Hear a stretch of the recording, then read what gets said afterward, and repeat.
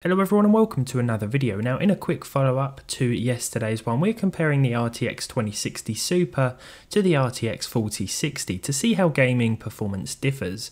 The 4060 is almost 4 years newer than the 2060 Super and can be bought for around £70 to £100 more than used 2060 Supers here in the UK, depending on the models. Spec-wise, both have 8 gigs of GDDR6 and both are more than suitable for 1080p gaming, the resolution I've tested today.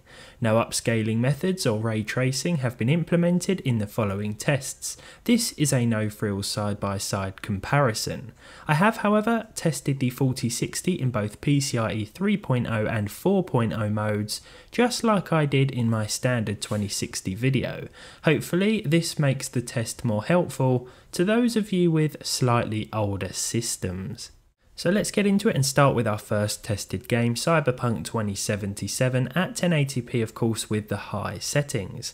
Now the 2060 Super hits 72 FPS on average here with decent percentile lows. The 4060 hit 90 FPS in PCIe 3 mode and the same in PCIe 4 mode, again with solid percentile figures. We're seeing about 18 FPS difference on average between the 4060 and the 2060 Super here. Nothing to worry about in terms of the percentile lows, and no stutters or severe frame drops were recorded with any card. Keep an eye on the power consumption in today's video as well, because the 4060 does of course have a much lower TDP, if that is something you are concerned with. Red Dead Redemption 2 up next at 1080p of course with the ultra textures and everything else pretty much set to high. Medium TAA was also enabled.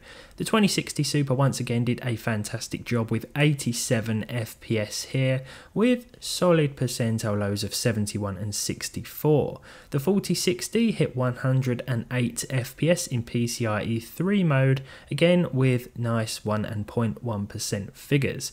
In PCIe 4 mode we saw a few more frames on top of the original average, 111 this time around, and the percentile lows were also slightly improved too. It's a good result for all three cards to be honest, and although the 4060 will in most cases beat the 2060 Super, I do think the older card is still putting up a great fight, and if it's 1080p 60 FPS you're after in most games, this will deliver, even when you turn up the settings. Forza Horizon 5 up next at the Ultra preset with TAA. Now this game does prefer the newer cards I think, and that is evident by the figures on screen here. 78 FPS on average for the 2060 Super was definitely a respectable result, but the 4060 does do a lot better, which I think was probably to be expected considering this does use a newer architecture.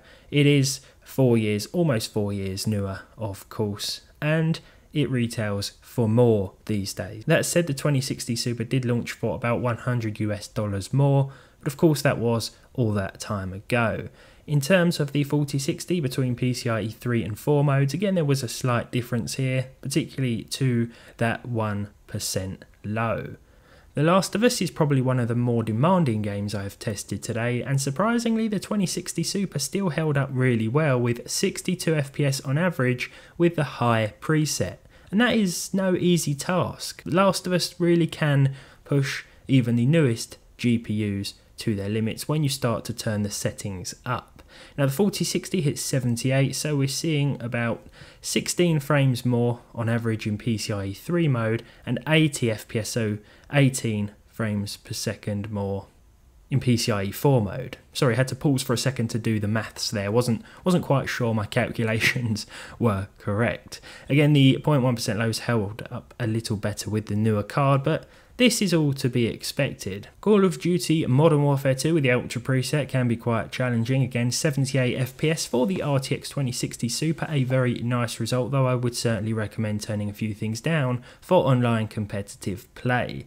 The 4060 hit 105 FPS on average, although the percentile lows did actually suffer during the benchmark run, especially when there are a lot of smoke effects on screen too. In PCIe 4 mode, we saw a slightly better result for that average, but nothing you're going to really notice in terms of actual gameplay. Finally then, I thought we'd test GTA 5, a game that uses DX11 instead of DX12 or Vulkan, and here the results were pretty much identical in terms of the average figures. Actually, in terms of all the figures, the averages were 122 for the 2060 Super, 122 for the 4060 in PCIe 3 mode, and 123 for the 4060 in PCIe 4 mode. In terms of those percentile lows, well, again, I mean, these results are very, very close, and GTA 5 is a weird one. You can never really guess how it's going to perform, even if the differences are clear in other tests. It's a bit of an anomaly in terms of benchmark results, at least I've found. But there we go. I hope this information is helpful. Obviously, the 2060 Super, I expected it to do a little worse, of course, but this was more about just seeing how well it holds up and how much of a difference there is between that generational gap as well. 4 years on, this is what you can expect. But I hope you've enjoyed it. I hope you find it helpful. If you did, leave a like, leave a dislike if you didn't. Subscribe to the channel if you haven't done so already. Leave your thoughts in the comments down below, of course. And hopefully I'll see all of you in the next one.